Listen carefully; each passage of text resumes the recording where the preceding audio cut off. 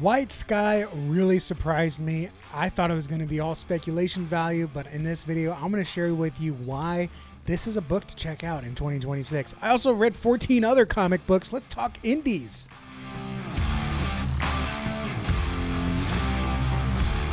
Howdy, howdy, I'm American Texan, and I love comic books, specifically reading comic books and enjoying the medium itself. I'm a physical reader, but if you're digital, that's no problem. However you enjoy it. Other comic channels will talk about the drama and the stupid things creators say. We're here to talk about the books and everything we enjoy about them. And if we read a bad book, I'll tell you about it, but not too many bad books that I'm checking out nowadays.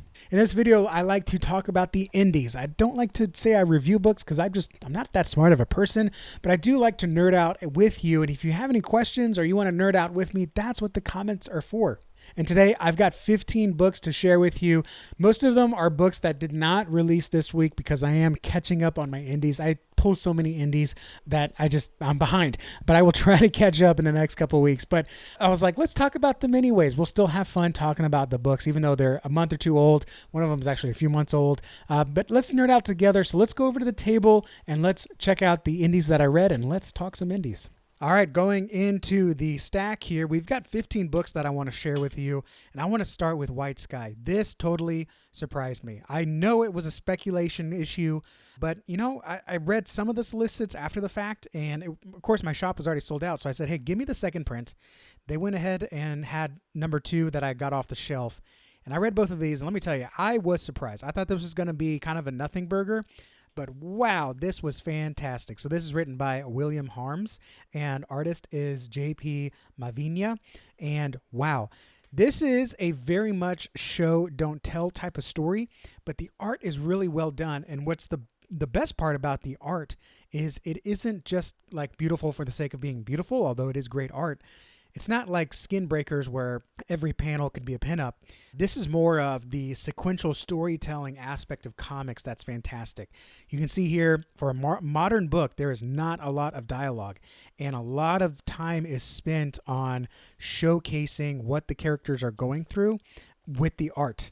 And just a lot of silent panels here just tell the story of what's happening. And it could be a quick read. It could be a 2-minute book. But if you actually, I think, appreciate and take your time and read the story, this is actually really well done. It is a little bit of mystery boxing, but I like mystery boxing. I don't like having the whole story up front or kind of understanding or thinking what's happening. I just love the scene setting here. Look at this.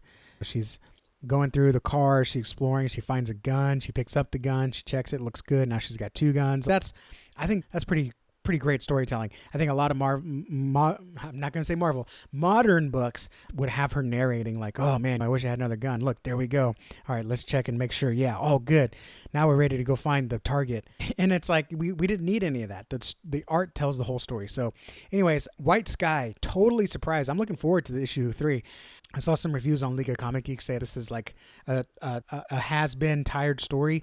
I don't think so at all. I think this is great. It's almost like The Last of Us, but done from the daughter's point of view, done well. I think Last of Us 1 was great. Last of Us 2 was a train wreck. But this one seems to be going in the right direction. So super enjoying White Sky. I'm also catching up on G.I. Joe. I know issue 21 just came out this week, but I have not been able to check that out.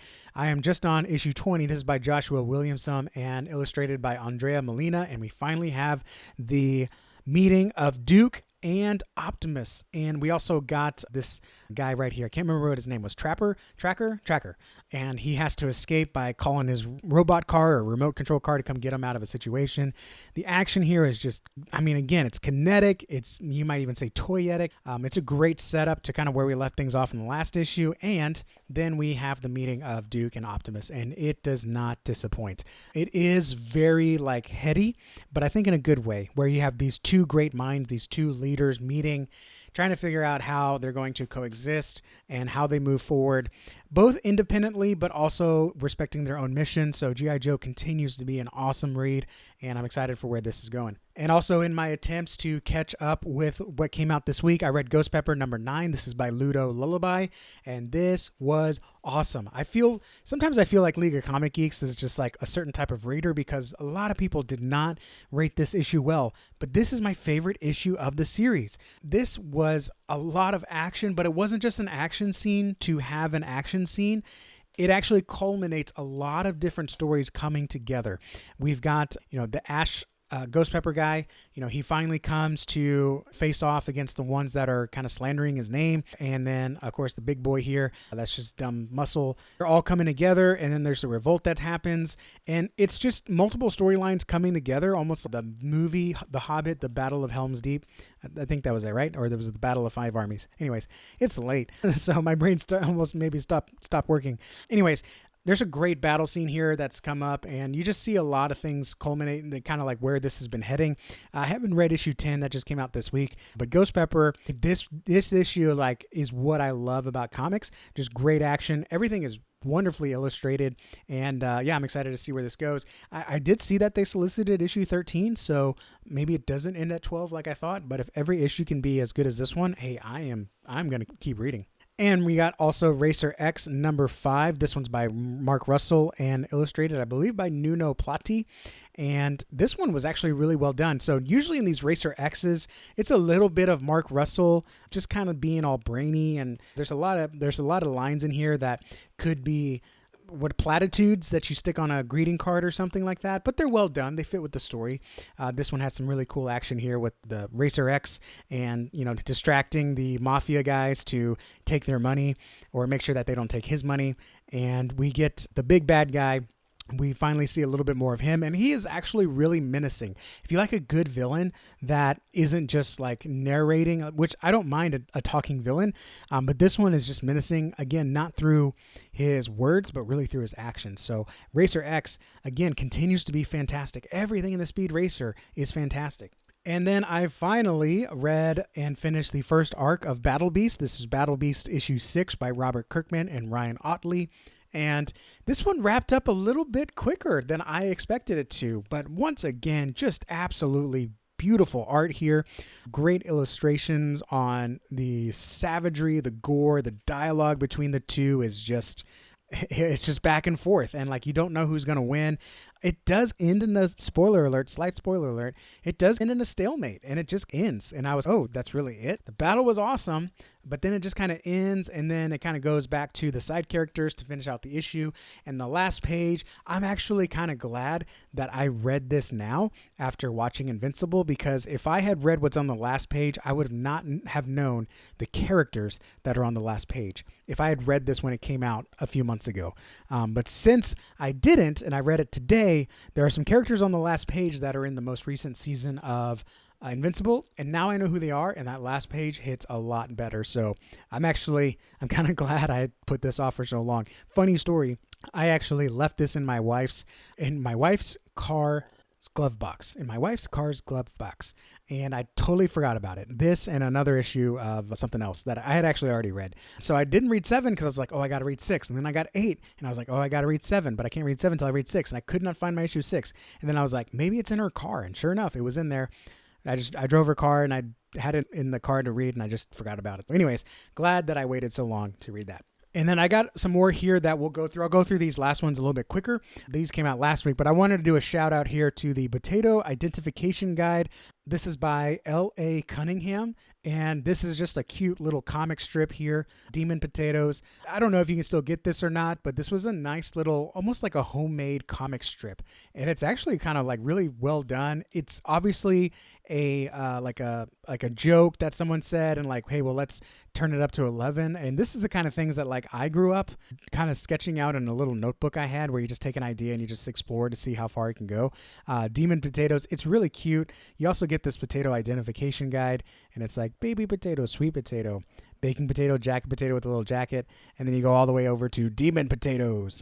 And so I thought that was cute. It was a nice little fun story. I mean, it was just a couple bucks, but if you see this and you just want something cute to give the kids, or maybe a stocking stuffer, like a little comic lover, this is actually really cool. And it comes with a lot of stickers. I don't have a lot of them on me, but this one fell out, so I guess this is in the book.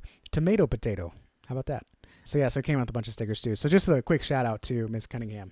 All right, on to some books that I read as well. Romeo and Juliet and Godzilla.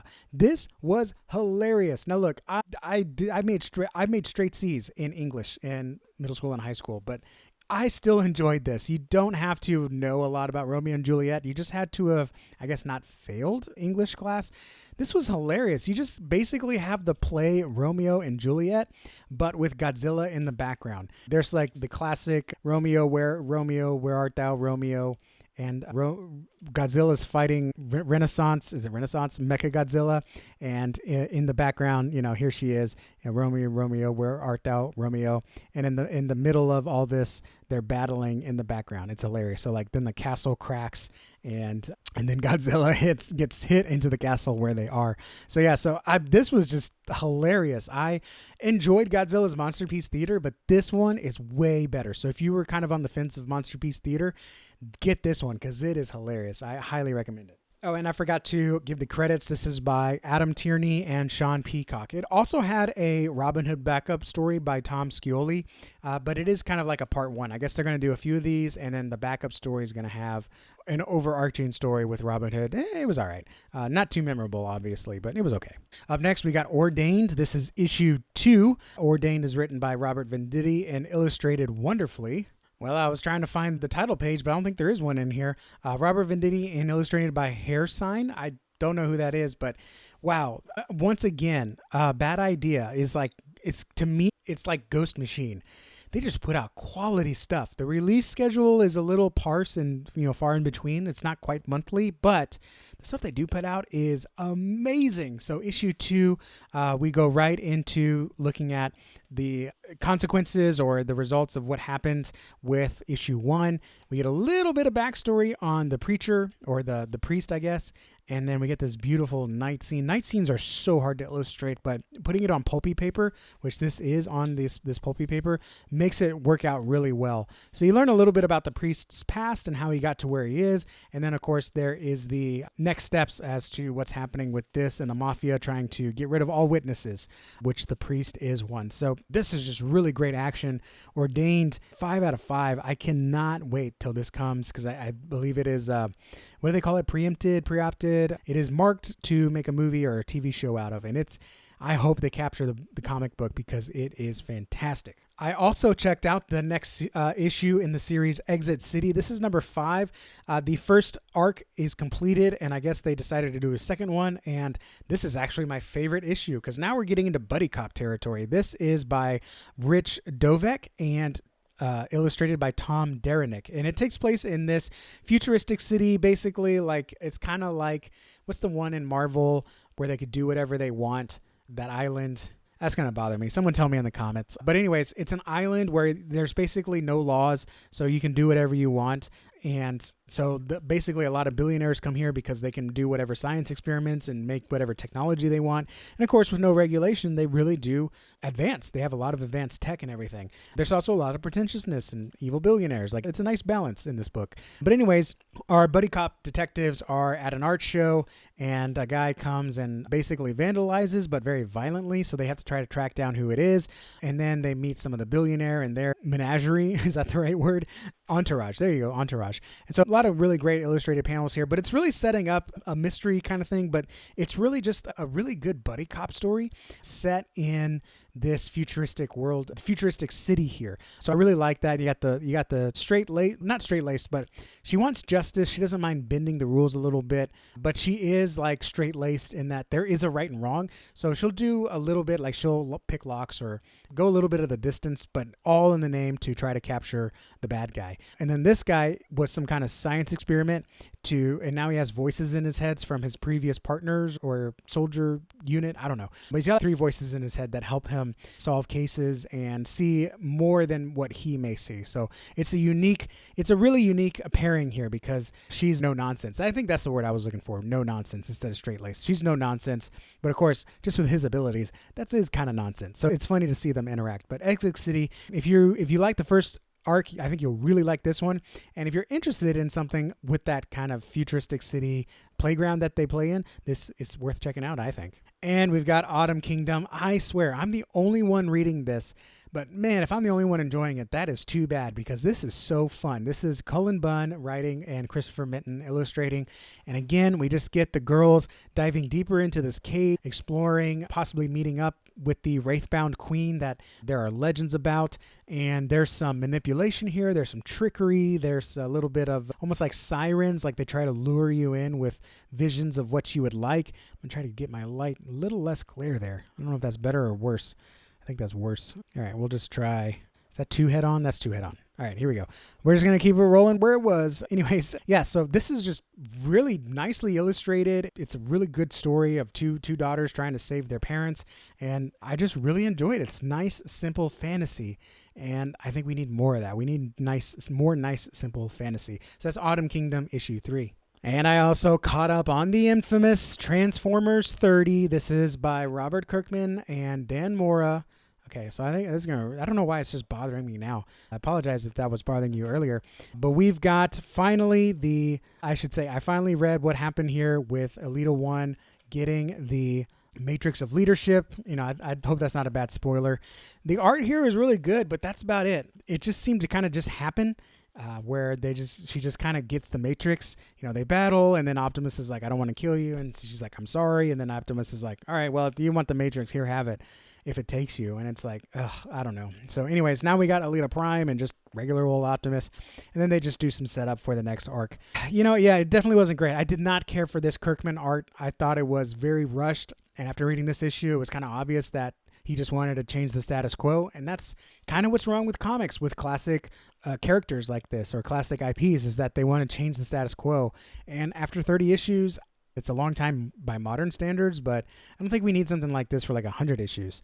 Maybe that's just me. Let me know in the comments if you agree or disagree, but I think that was a little too soon. It just happened all of a sudden. Like, we finally finished the first full, almost omnibus worth of story with those first 24 issues, and now we're already just changing everything up. Didn't care for that. I thought that was too quick. You know, and everyone's like, it's okay that it's going to go back. And it's like, well, yeah, but now they got to go back in another 20. So we're going to be 60, 68 issues in or whatever. Or I guess 48 issues in. Math is hard at past 11 at night or whatever it is, time it is. Anyways, yeah, they're going to put the toys back in the box and everything's going to be like, it's just going back after another 24 issues. So 48 issues, like you've gone snip, snap, snip, snap, snip, snap. Office fans will know. So yeah, it just seems too quick. Seems too quick to just be changing the status quo. So I don't know. I'm not going to not pull it, but this was the weakest arc of all of the Transformers. All right, let's get back to something that I really like. This is Speed Racer number 7 by David Pepos and David Tinto. And again, just really good. All my reviews for Speed Racer are going to be the same. Lots of heart, lots of great action. The car chases are absolutely gorgeous. We get Speedy learning a lesson here from his dad. I will say my one issue with this is the lesson he learns from his dad is kind of like what you learn when you're 5 years old watching NASCAR and your parents tell you, here's why he's driving behind that other car. And it's like, that was not really, drafting is not really a secret in racing. So the fact that Speed Racer won a race by drafting and everyone's so surprised, that was kind of lame. That's kind of like if someone won in basketball by passing the ball. Not even the alley-oop joke from that one Will Ferrell movie. But it's like someone's like, pass the ball, and they're like, what? He just passed the ball to someone else who is unguarded? That's unheard of. Why did he think of that? No, you learn how to pass the ball early in your basketball playing. You learn that in elementary school. Drafting's kind of the same thing. So anyways, that kind of took me out of it. Maybe if I wasn't not a racing fan, but maybe if I didn't grow up watching racing, I wouldn't have known that. I would have enjoyed it more. But overall, it was still great action. Just the writing on this one was a little bit weaker than the others, but still a bad issue of Speed Racer right now is still a great comic. And now we've got Marvel Teamup. This is written by Robert Kirkman and Corey Walker. This is issue 14. This is a reprint Marvel Teamup with Invincible. Spider-Man meets Invincible. I had seen some things on X about this, and people were saying like, oh, it's too changed from the original. And I understand, like, you read the original, you fell in love with the original, you get this, and it's totally different, and they didn't really market it correctly. Totally understand that. As someone coming in cold who barely knows who Invincible is and doesn't regularly pull Spider-Man, but still knows enough about the character, I still really enjoyed this. There were some great jokes in here that were obviously meta commentary on some of the silliness that is the Marvel Universe. The art here is fantastic. If they did recolor it, I don't have a reference on the original coloring, and I still really enjoyed it. There was also an issue here, and I did not care for it, was they updated some of the language in here. Apparently they were talking about cable broadcast, and now they changed it to be talking about Amazon Prime. She's like, hey, we still on for tonight? And she's like, remember, there's a new Will Ferrell movie on Amazon Prime. And it's like, well, when this was written, Amazon Prime was not a thing. Obviously, there's some corporate synergy here. They talk about watching the new season of The Reacher.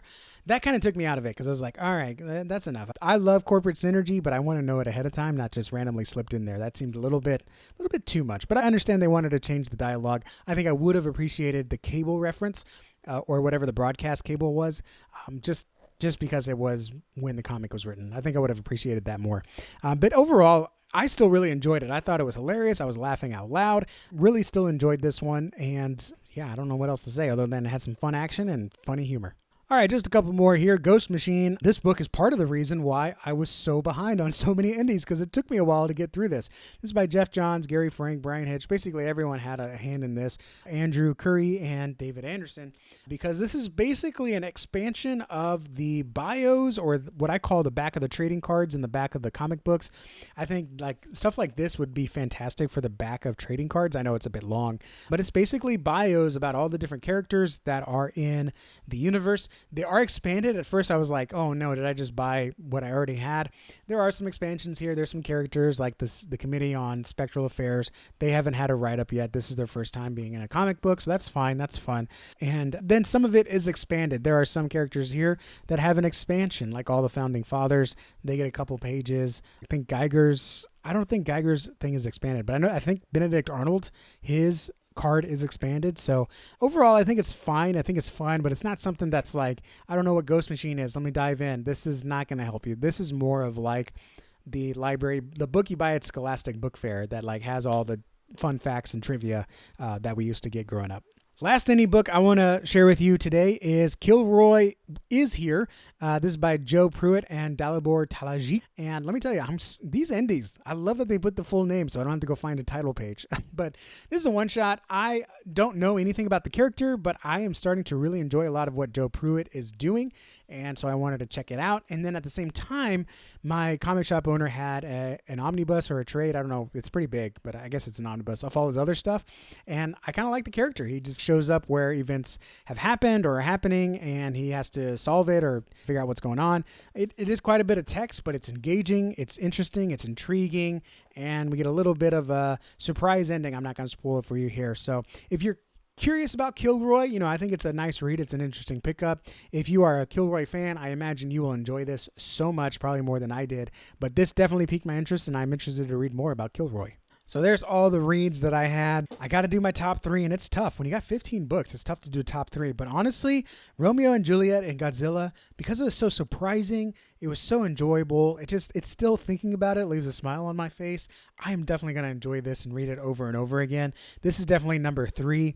For the number 2, I think actually because of the surprise factor. I think I guess being surprised in modern day comics is so rare, but White Sky, I'm going to put them both together because I read White Sky 1 and 2 together. I was just so surprised and I was super engaged. I'm super curious in the rest of this world that they're building and what's happening. The characters I'm engaged with, the characters I care about, the villains I'm intrigued by in the world, what's going on. I love it. It's great mystery boxing, and I hope they can pay it off. White Sky is definitely number 2 for the week. And number 1, got to give it up for my boy, Ordained, the Priest Punisher.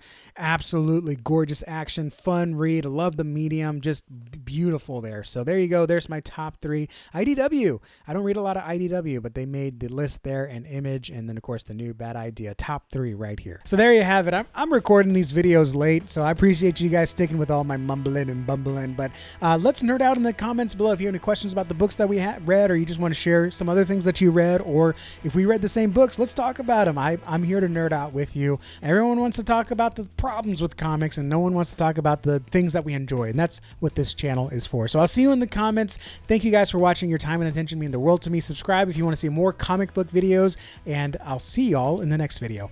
Adios.